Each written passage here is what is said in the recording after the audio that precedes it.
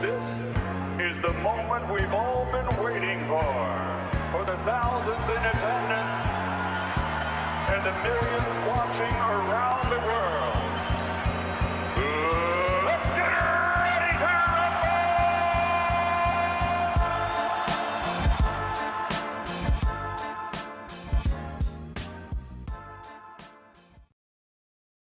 Welcome to the Junkyard Pod. I'm Tony Pesta, joined by Jackson Flickinger and Corey Walsh, and today we're beginning our previews for the 2025-26 NBA season. We've decided that we're going to break up our previews into 3 different episodes. We'll be doing this by positional groups, so for today, we'll be focusing on the backcourt. Our next episode will be on the wings, and then we'll finish by talking about the bigs in the front court. So make sure that you're subscribed and keeping up with us on social media so you can see when our next preview is up. And just to clarify, for today's episode, I've decided, I kind of unilaterally decided that the backcourt players we're considering are Darius Garland, Donovan Mitchell, Lonzo Ball, Craig Porter, and Tyrese Proctor. I know you could say Strus is a guard, Jalen Tyson, Merrill, whoever. You could argue that. I just wanted to stack it up so that each episode would be kind of even. If we did... Otherwise, like the wings would have just been Dean Wade and DeAndre Hunter. So I had to force some wings in there. To really just DeAndre Hunter. Yeah. So that sounds like a great episode. Exactly. I figured we try to split it up the best we can. But I want to start by asking just generally, we'll start with Corey. How do we feel about the Cavs backcourt rotation as a whole? Just general thoughts and feelings on the rotation. I would say that it's going to be interesting. I think it's the positional group that's undergone the most change, and especially to start the year. We're going to be seeing a lot of players suit up for the Cavs and play more minutes than they were last year. We're going to be getting a really close look at the Lonzo Ball transaction as he is slated to be the starter probably. And we're going to get Craig Porter Jr. backup minutes, which I know we've all been clamoring for years. So this is great for that island. And Tyrese Proctor is someone that everyone's really excited about too. Oh, then there's some just another guy in Donovan Mitchell. So like, that's cool. No, but it's, him.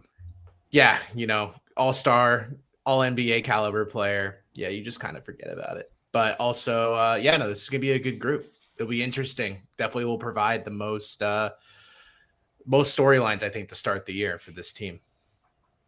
Yeah, especially with all the injuries, like you mentioned. Jackson, the backcourt rotation, are we feeling good about it entering the year? Are we feeling optimistic? I'm feeling good about the top end of the rotation. I think that we had a lot of questions if we were to rewind 365 days. We had a lot of questions about whether or not Mitchell and Garland could play together. I think I would say like at the beginning of December, those questions were all answered that yes, both Garland and Mitchell can play well together. Mitchell was first team All-NBA. Garland returned to his All-Star form. Just really good showing by both of them at the same time.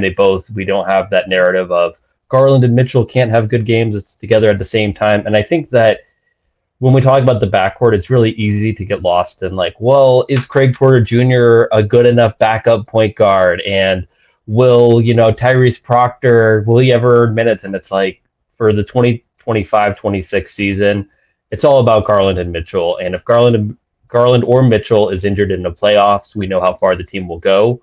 Nowhere.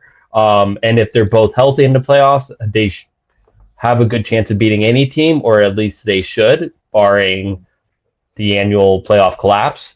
So I think that when we talk about the backcourt, it's really important to keep like the main thing. And the main thing is you have 2 all-stars, 1 all-NBA player, and another, and with Garland, somebody who, if he ever took as many 3-point shots as we wanted him to, maybe he could be an all-NBA player as well. Man, I gotta say, I think Jackson's in midseason form already. I was gonna say, picture perfect. Just take after take, firing them off. All good takes. Some spicier ones, but I gotta give you credit, man. It's like we didn't even miss, however long the offseason's been. He's right back at it. But I do agree with a lot of what you said, and I think that's what's so interesting about this preview is that not even just this one in particular, like the backcourt, but when we think of where this team was when we were doing our previews last year. There were so many questions that we were worried about. And now the only question that we really have is like, is it going to work in the playoffs? Because we've already seen everything we need to know in the regular season. We don't need to reopen all that. We got lots of players to talk about today, so I won't go too deep on that. But it is just interesting. A lot of these questions. So the way that I formatted this, by the way, I guess I should let the people listening or watching know too, because we already talked about this off camera. But since every year we do a preview and they can be kind of repetitive and it's the same thing over and over again, the way that I tried to format this is I came up with one key question for each player. So we'll do a little quick recap on, what happened last season with each guy, and then we'll get into like a key question. So starting with Darius Garland, I'll use this as an example. Last year, as we've already said, Darius Garland returned to being an all-star. He averaged, I'm going to round up, about 21 points and 7 assists, career low, 30 minutes per game, shot 47% from the floor, 40% from deep, and a career best 64.9% within 3 feet of the rim, which was huge. Him getting back to, being able to attack the basket and especially that floater. It was all around a pretty great season for Garland before the toe injury. And so that brings us to what we all already knew this was going to come to. The biggest question that I have regarding Darius Garland isn't health or anything like that. I threw all the health questions out the door because that's just not fun to talk about. My question is, if Darius Garland was on the floor last year in the playoffs, would that have fixed the issues that Cleveland had specifically on offense? Jackson, I'll let you cook on this one first. I would say it would significantly help.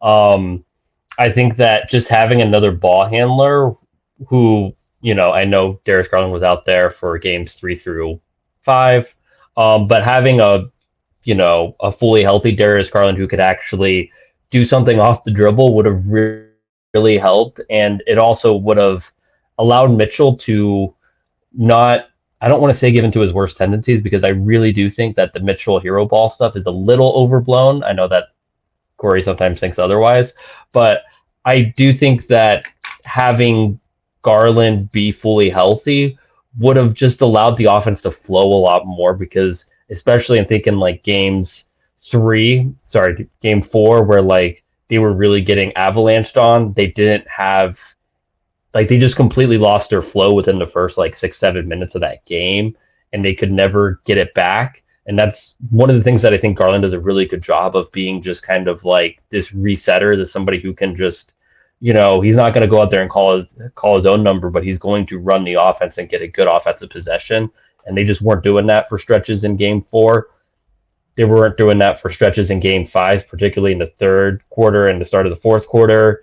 No good offense was happening. And I think that that's what Darius Garland provides you. And if you have that guy, is it a easy series against the Pacers? Clearly no, despite what I thought at the time. But at the same time, I think that the Cavs have the counters to what Indiana was able to do best if you have the best version of Darius Garland.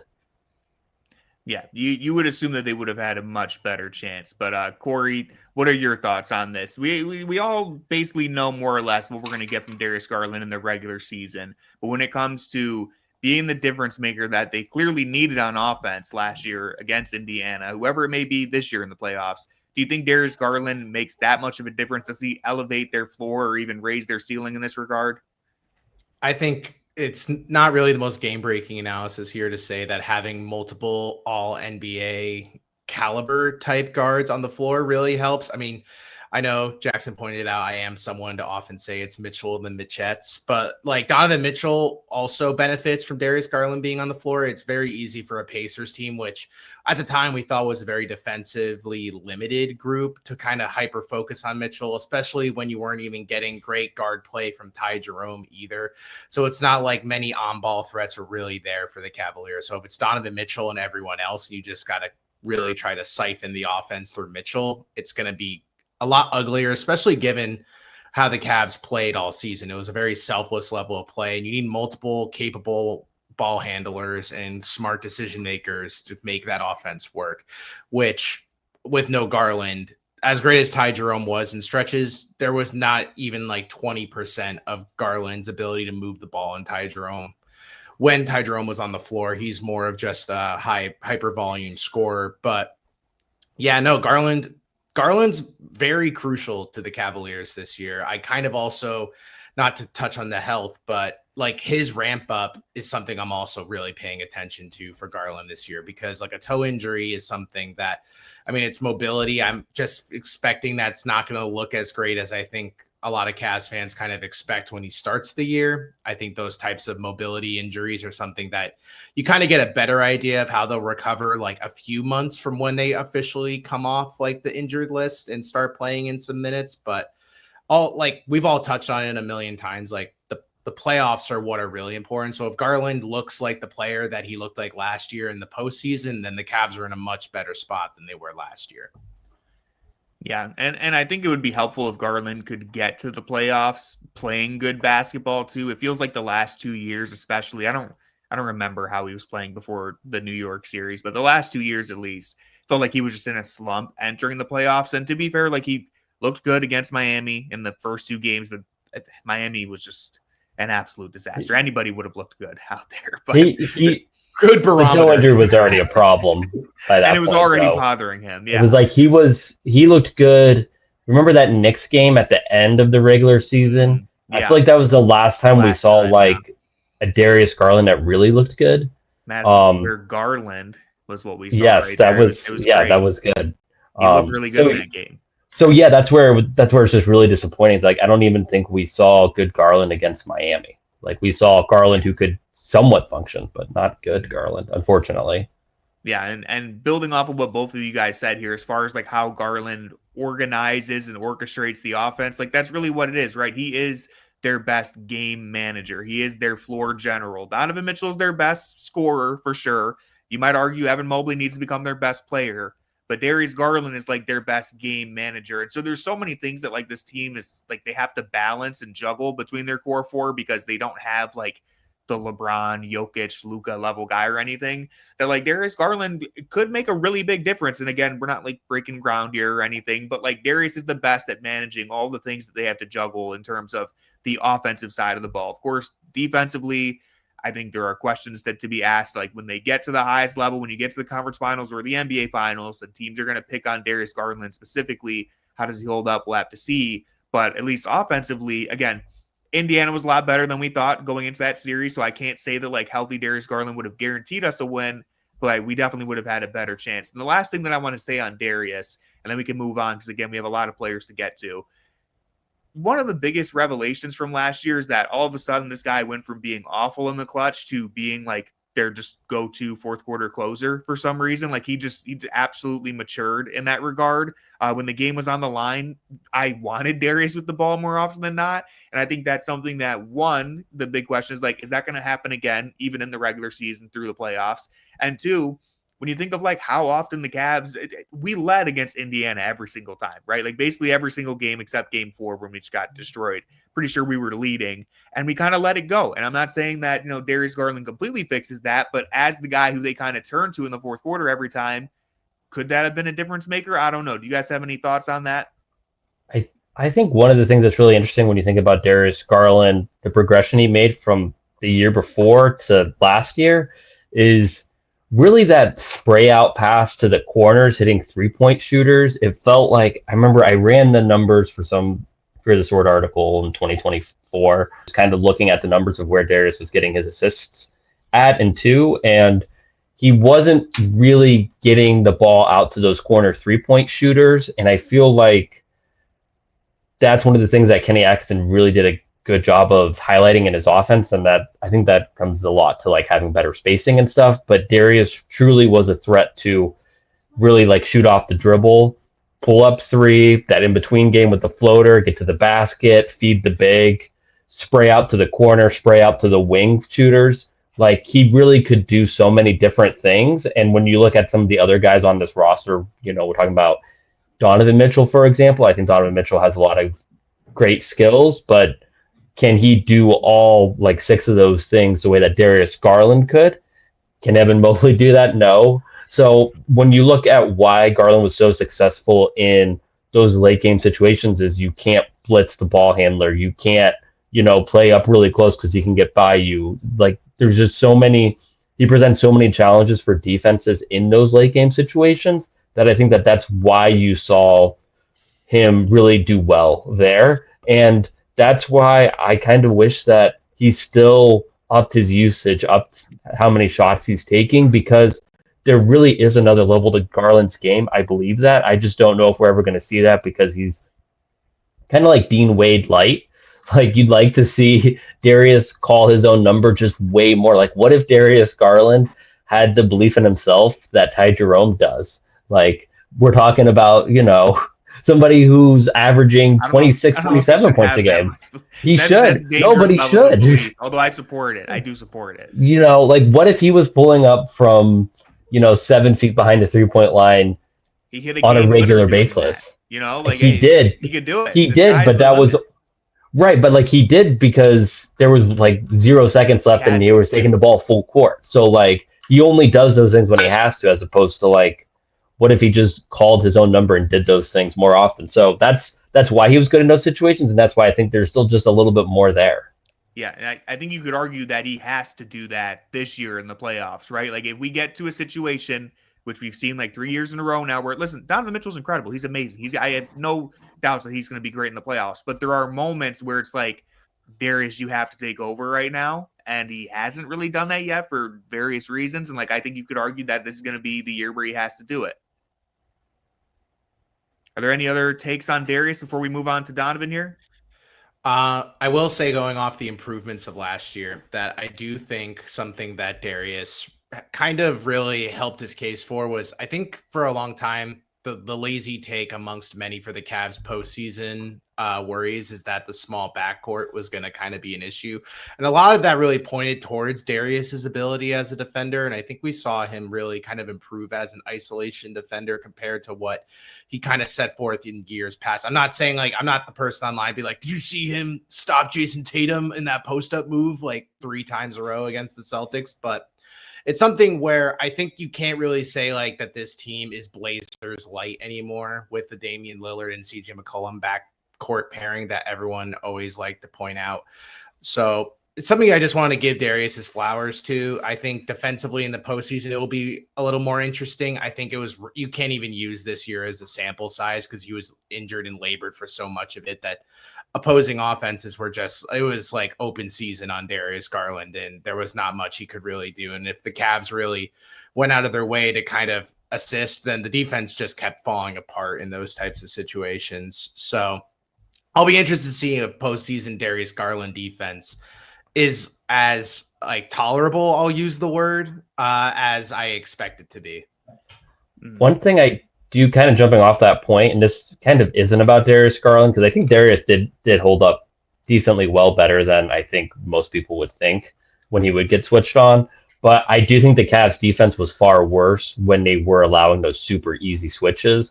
And I think that Indiana really showed how you can play drop. You don't have to give up those easy switches. Like Indiana was doing everything they possibly could to, keep their best defenders on the other team's best players. And how many times, this was the most annoying thing about Isaac Okoro is, we started again, like you start a possession with him on the other team's best player. They do one quick switch and Isaac Okoro is standing in the corner. And it's like, okay, well, what's the point of having your best defender guarding the other team's worst player because they just do a really simple switch? So I would like to see them kind of get back to their JB Bickerstaff roots on the defensive end of just doing a lot more like containing, not switching, getting their bigs more involved. So I feel like that's another thing when you switch a bunch, like Evan Mobley can't help because he's on a 3-point shooter, or Jarrett Allen's kind of out of a play. So I'd like to see them kind of contained more and allow their bigs and their best defenders to kind of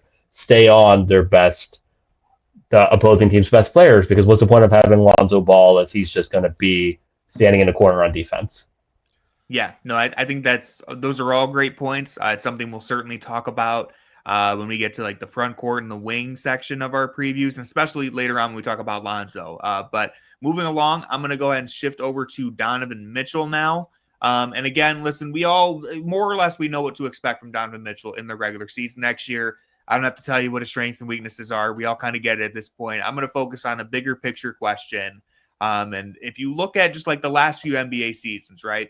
If you were to just remove the guys who are like the legit MVP candidates, right? Like Jokic, Giannis, like those guys. If you remove them and you just look at the group of players who are like just outside of that, Donovan Mitchell's like right there with us, as good as anyone else you could think of, right? In that group.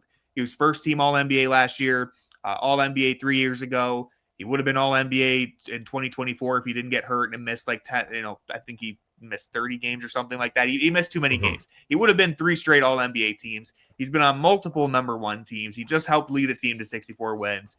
He's not as accomplished as, Jokic, Luka, those guys, but in the group that he's in, it kind of leaves us with this question of like, is it possible to win with Mitchell as your best player? Is he capable of doing that? Or do his teams just have a finite ceiling that he's hit over and over again in the second round? Corey, I'll let you start here. I think questions like that kind of also rely on like the team composition around him. I think Donovan Mitchell as the 1A scoring option is something that could lead to like an NBA Finals berth for any team. It's just you need the proper team around him. And I think the question I've always left the postseason with in the past few seasons has been less of like, is Donovan Mitchell that guy versus are the Cavs that team that can propel him, like that Mitchell can lead there. And it feels like his supporting cast time after time is who we leave the question marks with at the end of the year. Not like, is Donovan Mitchell like the best player on the team?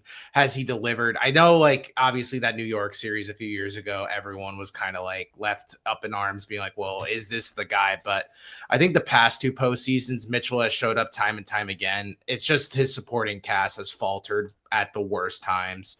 And whether that's to injury or whether that's to them not showing up at all, the core 4, as it's been called, has left a lot of questions on the table, and I would argue that Mitchell is the one with the least. I think that's all fair, and that's a really good way of summing everything up.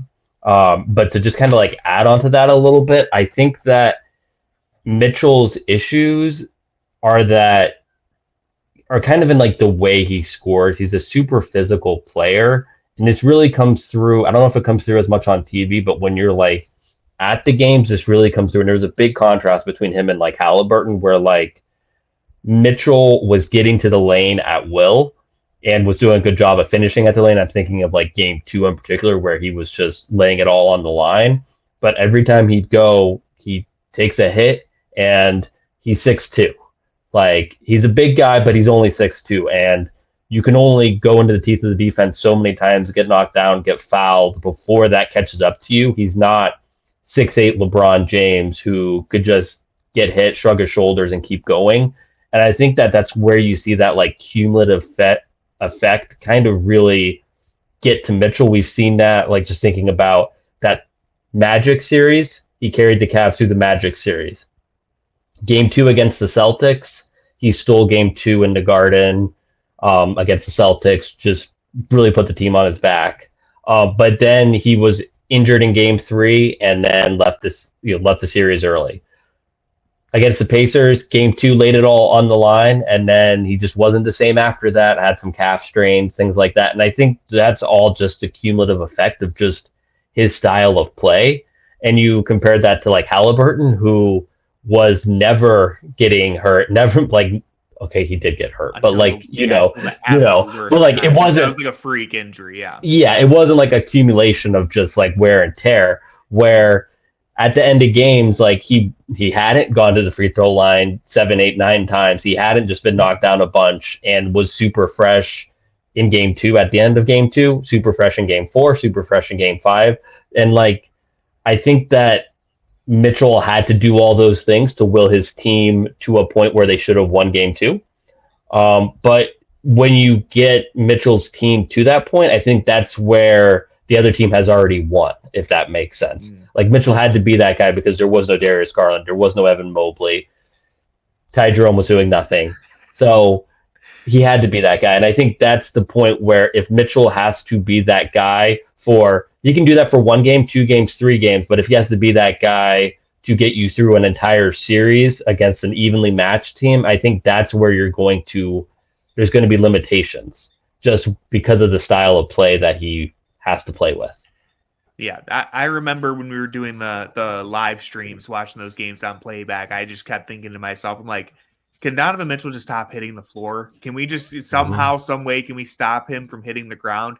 Every other play, he was hitting the floor. It was just, and it's because the dude just goes all gas, no brakes. Like you said, laid it all out on the floor, did everything he could. And so I agree with what both of you guys were saying. And the reason why I added this question is because I think it's just like the most popular thing that I hear asked on Cavs Twitter, just Twitter in general. You hear it all the time. But the truth is, Mitchell, more often than not, he's not the reason that his teams have failed in the playoffs. We can point to certain series, right? He wasn't great against New York. He wasn't great against Dallas. I think it's last year in Utah, right? Yeah, that was bad.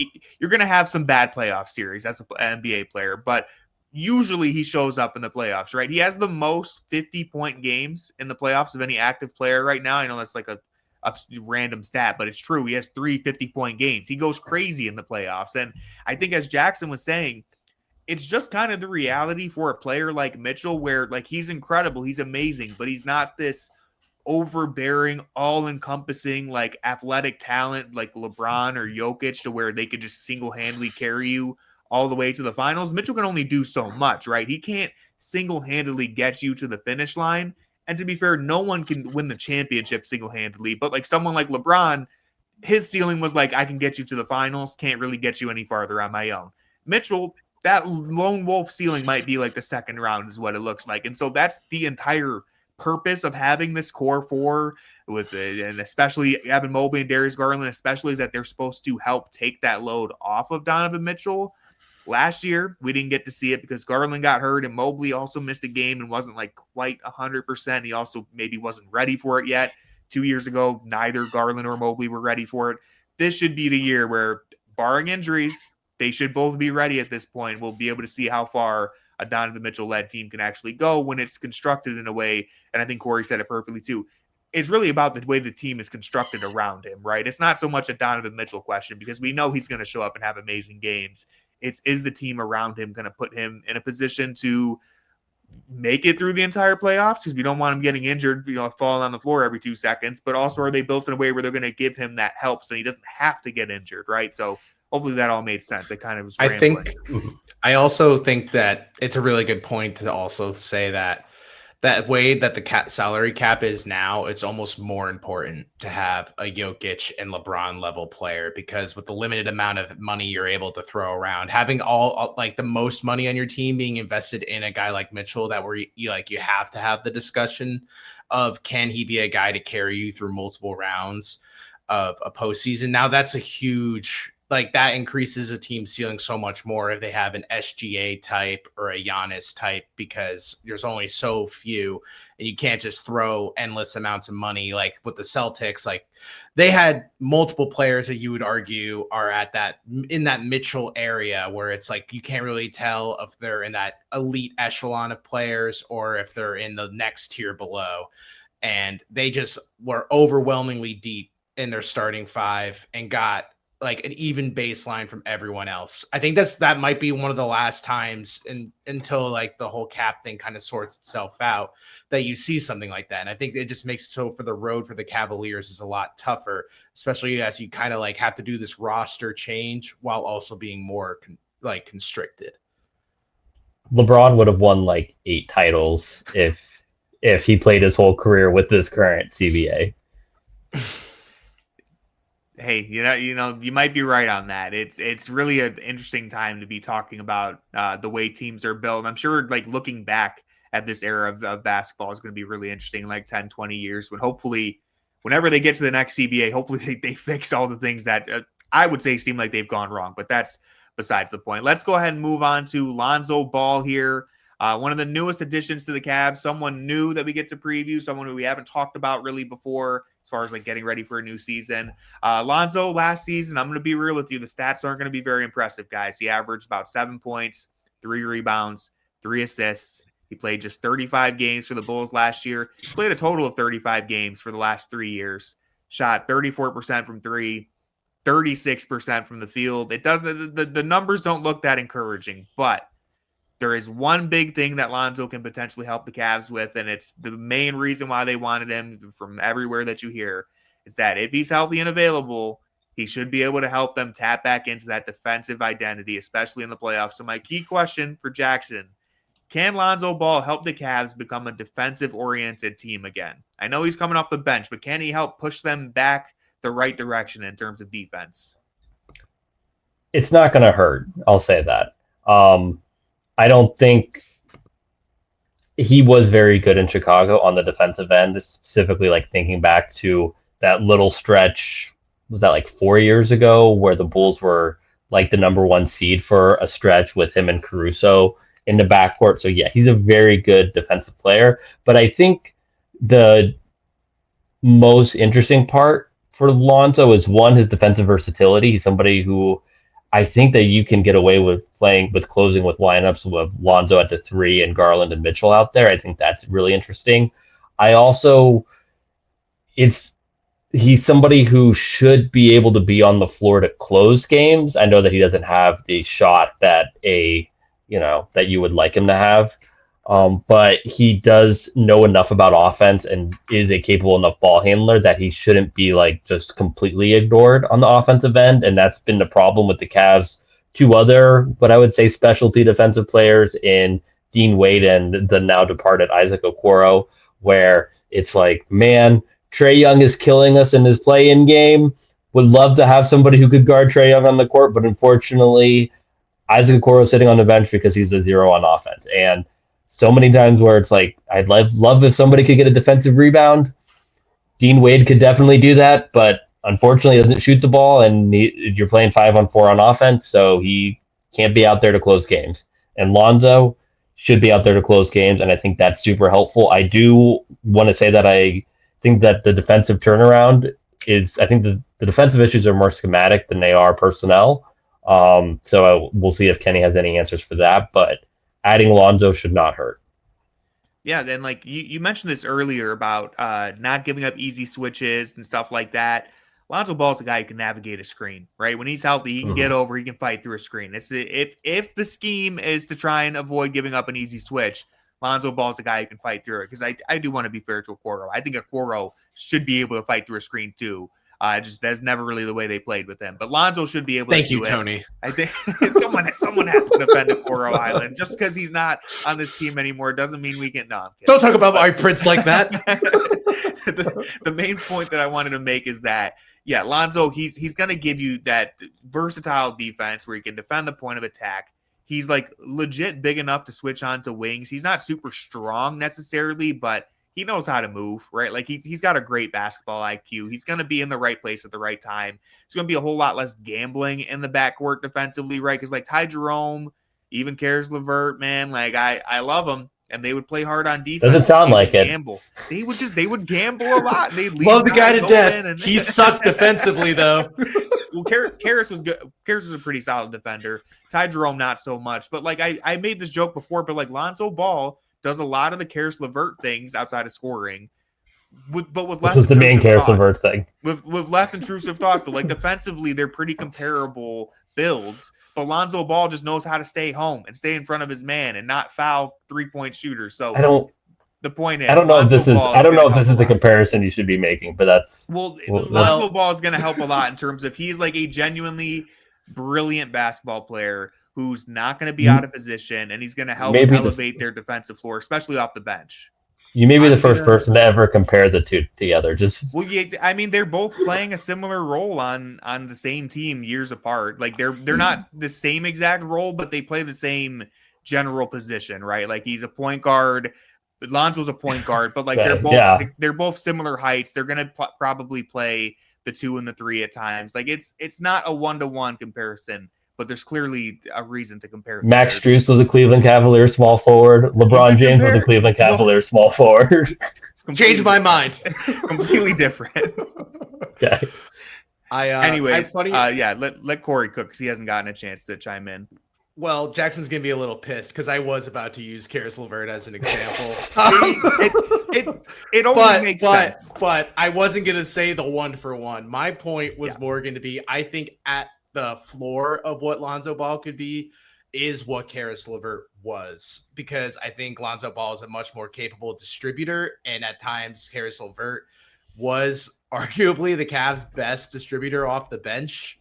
And I think when the roles kind of line up that way, and Caris LeVert went from when he was on the Nets and the Pacers to then the Cavs. We saw a real defensive uptick from Caris LeVert that I don't think any of us really foresaw. I think the Cavs coaching staff over both staffs has really shown an ability to kind of squeeze the most juice out of their backup point guard spot. I know Lonzo is technically going to be the starter for the start of the year, but I really do think if Lonzo Ball hits for this team, it's going to be probably it's going to be all the fun sides that we kind of saw with Ricky Rubio in the Cavs offense, where he was distributing all over the place. Obviously, I think Lonzo Ball is a more capable offensive player than Ricky Rubio was. I know last year's stats weren't really pointing in that direction, but I'd also like to point out that Lonzo Ball didn't play basketball for like 2 years before that. So I'm not expecting in his first 35 games back of NBA style play that he's going to look like the Lonzo Ball from when the Bulls were pushing for that 1 seed like Jackson was mentioning. But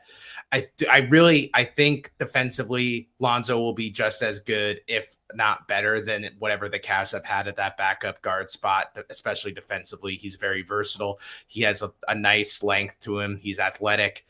And if he looks even like 60% of the Lonzo Ball from before this injury, then the Cavs are really getting a lot out of this deal. I think this was their Caruso level swing.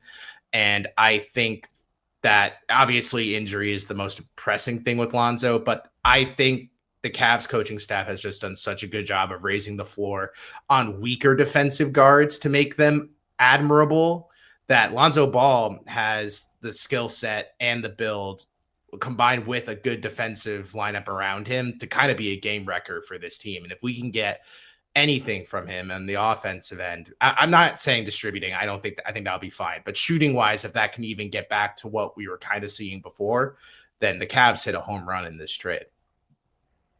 One thing I do want to just kind of want to read into the record is that it's easier to see the things that you're missing as opposed to appreciating what you have.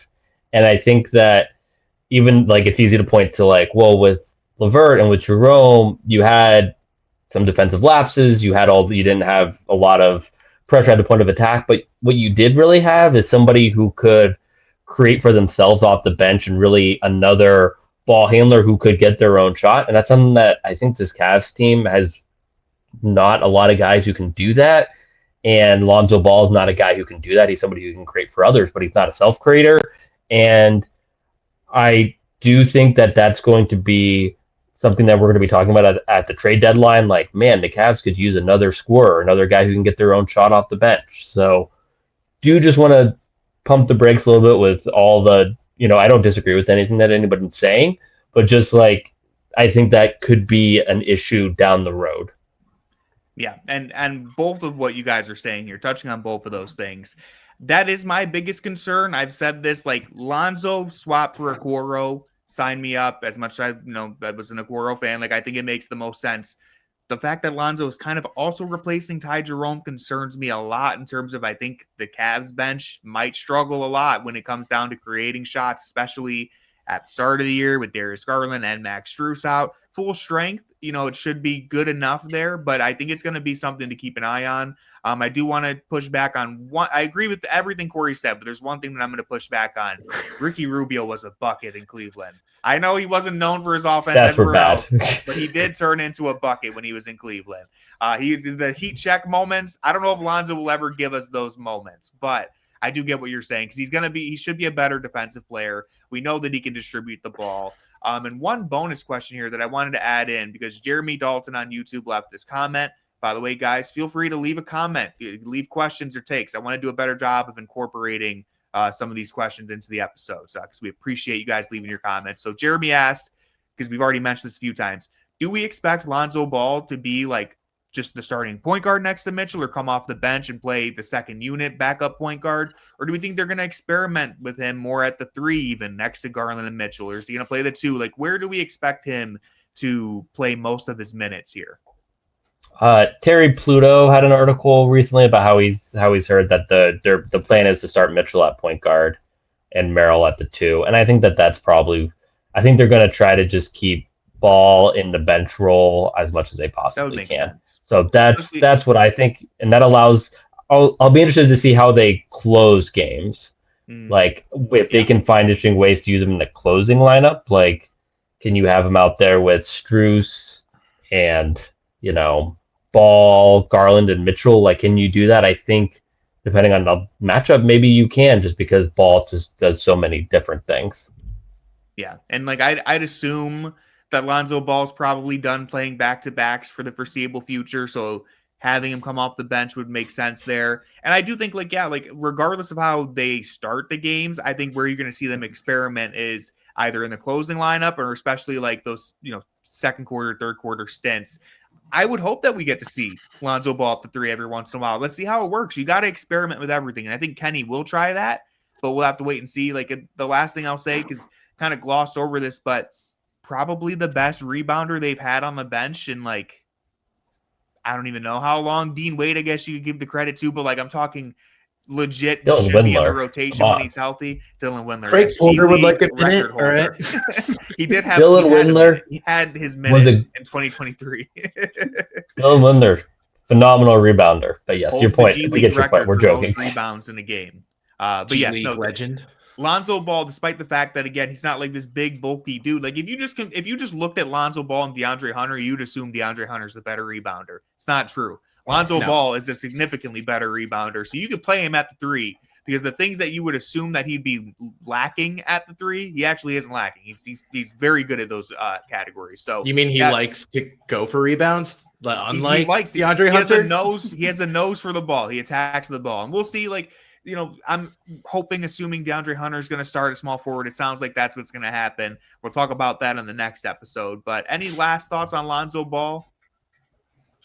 All right, let's move into everyone's favorite, Craig Porter Jr. Now, here's the thing. I think we can simplify this. I think we can recap and ask this question about Porter pretty quickly because, as I kind of joked, he had his minute. He had his minute in 2023 when he was this breakout undrafted player who nobody knew how to guard. Nobody knew, what to expect. And he took everyone by surprise. Even then, it was kind of obvious what his weakness was and where, it could lead to his shortcomings in the future. Up to this point now, entering year 3, I think the complete lack of a reliable jump shot has cooked his chance of being more than a third-string guard at this point. Let me be clear. I know that he shot like 40% from 3 last season. The sample size was way too low, all right? And I like Craig Porter Jr. And I think that if he develops a 3-point shot, then we can talk about it. But as of now, he doesn't have enough athleticism. He's not a good enough finisher. And he's not a good enough defender to make up for the lack of shooting. There's kind of a ceiling when you have a player like that who's an undersized guard who can't shoot a 3. My question is, can he develop a 3-point shot? Do we have any faith in like the shooting ability emerging this year, or is Porter Island on the brink of collapse? Like what is in the future for Craig Porter right now? Porter did the most damage to himself. I mean, the fact that there was an article last year kind of going into like his lack of work ethic, and not good. That was all I needed to read to know that the development, like the Cavs staff can put as much resources as they want into Craig Porter Jr. I don't think Craig Porter Jr. is apparently putting enough into Craig Porter Jr. So on low volume, I don't see a situation in which even with like the Cavs kind of giving him this opportunity, I think the odds of Craig Porter Jr. being a breakout candidate for the Cavs this year are pretty slim. I haven't seen a ton in his shooting that have made me feel any different. Even last season, anytime there was Craig Porter Jr. highlights, if you want to call him that, were just solely based on like his athletic ability, which was what he was already doing before. It's always been a case of the stuff that he's been showing he's good at has shown it's at like random times throughout the year, but we haven't had times where we hop on a podcast or write an article being like, wow, Craig Porter Jr. showed us something different. Craig Porter Jr. shot a lot of like tons of volume. He was pulling up from the mid range. No, it's Craig Porter Jr. got crazy and he went 2 for 2 from 3. Oh my God. Let's throw a parade. And then Tony on Playback. It's like, Tony was like, Jackson, we should lead with Craig Porter Jr. No, I wrote the article of Craig Porter Jr. has to be the backup point guard. I think the Cavs really will not enjoy their time if Craig Porter Jr. is fighting for this backup point guard spot. I'm in the camp that I think if they're going to dedicate time and development to someone, it should be to Tyrese Proctor, just because I think at this point, the ceiling's higher. I think Craig Porter Jr. is plateaued, and I will be shocked if I leave the first 2 weeks of the season even thinking about Craig Porter Jr. Porter stocks are plummeting. Jackson, please save them. My portfolio is on fire right now. Corey, I just want to shake your hand right now. No, so what I will say is that if Craig Porter Jr. developed a 3-point shot, I think we'd still have all the issues that we have now. And I think his issues run. I think that his issues run a little deeper.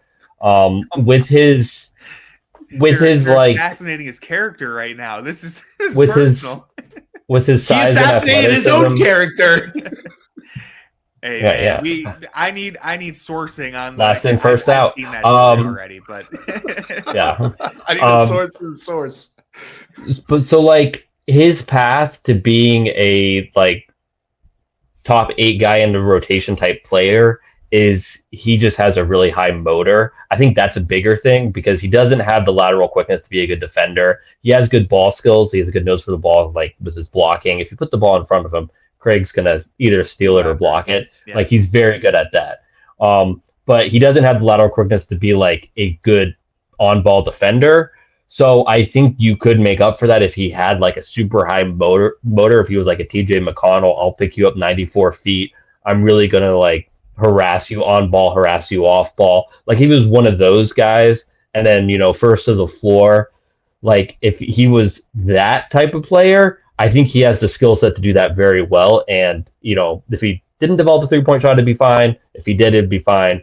But the current version of the guy who is not a high motor player, is a decent passer, is not a good defender, has a good nose for the ball, and even if he could shoot to 3, like I don't know if that's still a viable backup top 8 guy in the rotation type player. So that's where I think he needs to improve most. And the problem is usually you don't go from being a low motor player to a high motor player. Like that's kind of like your DNA makeup. Like that's usually not changing.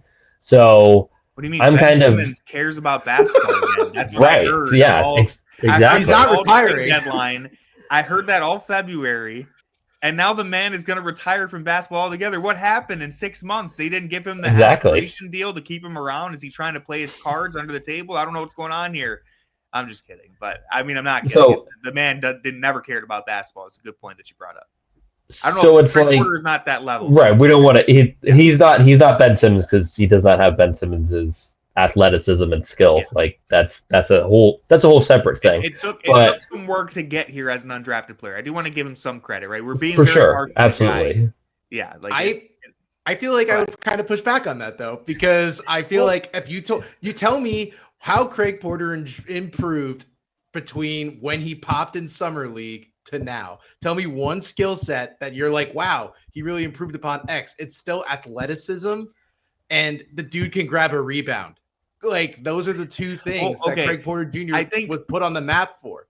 To give credit here, to at least where I think it's due, is that to be a guy who did he play 4 years at Wichita State, right? I'm assuming he played all 4. Right, yeah. He was undrafted. Played 4 years, went undrafted, entered the summer league as a complete unknown. Shout out to Bob Dylan and Timothy Chalamet.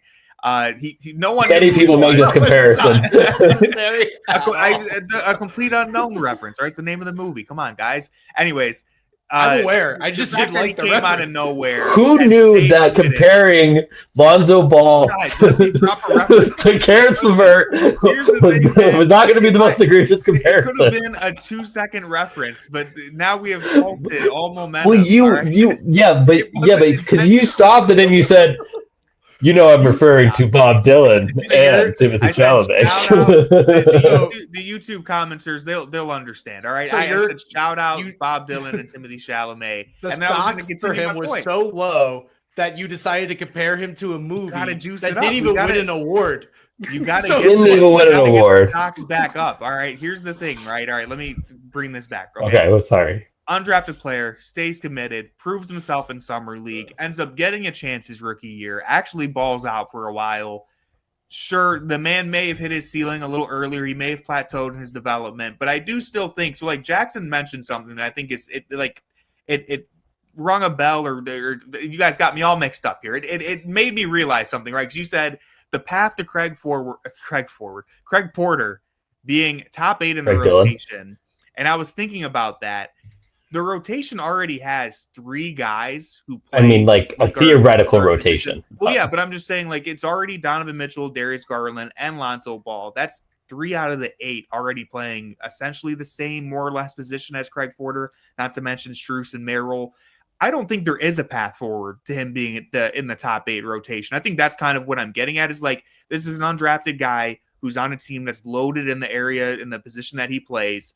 He probably doesn't have much more room to push forward in that regard. And yeah, he could develop in other ways, but like, you typically don't see undrafted guys do that. We'll talk a lot about the same things in the Dean Wade preview in the next episode, probably. Like, when you have these guys, sometimes they just kind of hit their ceiling and they plateau. And for Craig Porter, I think if he was on another team that could use his, nose for the ball and his, the secondary playmaking that he can offer when he's catching and attacking the closeout, if anybody closes out to him, right? Or if he can play with pace, all that stuff are things that he can do as maybe a backup point guard at best, or a third string guard somewhere else. But the Cavs just really have no use for him right now, aside from it's Tuesday in January. 2 of our guys are sitting out. Craig, can you come in and give us a spark? And sometimes he can, because he does have, it's not even like a jack of all trade, master of none. It's a little bit below that, because he can do a little bit of everything from an undrafted player's perspective, right? Like, does that make sense? He's not like Larry Nance Jr. is someone who says, is it someone who people say is a jack of all trades, master of none, but he's actually pretty skilled at a lot of things. Craig Porter is like somewhere in that range, lower down to where, yeah, he can rebound the ball. He's a pretty good playmaker when he gets to attack off an advantage. He can get a steal. He can get a block. Occasionally he'll shoot 2 for 2 from 3, but he's never, I don't know if he's going to consistently put it together. And again, for an undrafted guy, it's not exactly like the worst thing in the world to say, yeah, he may have maxed out as a third string point guard. Yeah. And I think that's okay. Monologue. Like, if you view him as a third string point guard, that's fine. And that's, he's an adequate third string point guard. But if he wants to ever be more and get like a decent second contract, which I think that we were thinking, December 2023, he was going to get a good second contract. That just doesn't seem like it's going to happen. His chances of being Dean Wade's roadmap are over. Because Dean Wade's probably going to get us another contract that's somewhat decent from another team, even though he has all of his warts. The Rockets were linked to him. I did my preview on him for Fear the Sword already, and it's like Dean Wade, it's a similar conversation, but again, like, I'd level up higher, because like Dean Wade's actually pretty helpful. Yeah, is he going to be your 6th, 7th man? Probably not. I think the ship has sailed on that. But as your 8th, 9th man, 6'9" forward who can shoot threes occasionally, rebound, play really good switchable elite defense, defender. That's not bad. Yeah, that's what I was going to say. Like, really good there's defender. no part of Craig Porter's skill tree where you can point to it and it's like elite level. And that's what Dean Wade was able to do in his path from undrafted to now. Like, Craig Porter Jr. He has elite aura. Tony, you're the leader of moments. Yeah, I was going to say, what's your... And he's linked to Chalamet, apparently. So that's he great is now, yeah. But yeah, I mean, are there any other Craig Porter takes? We went longer on Craig Porter than I expected, actually. But are there any other Craig Porter takes? Corey had to cook, and then you had to make a bad analogy. So it's not an analogy. It's a shout out. Anyways, Tyrese Proctor is our last player on the previews for the backcourt position here. He's the rookie. He's the 49th pick in this year's NBA draft. 6'5" guard out of Duke. He averaged 12 points, 3 rebounds, 2 assists as a junior at Duke. He shoots the ball really well, can play a little bit of defense. The on-ball stuff is pretty hit or miss, I would say, but he's got a nice overall profile for the modern NBA.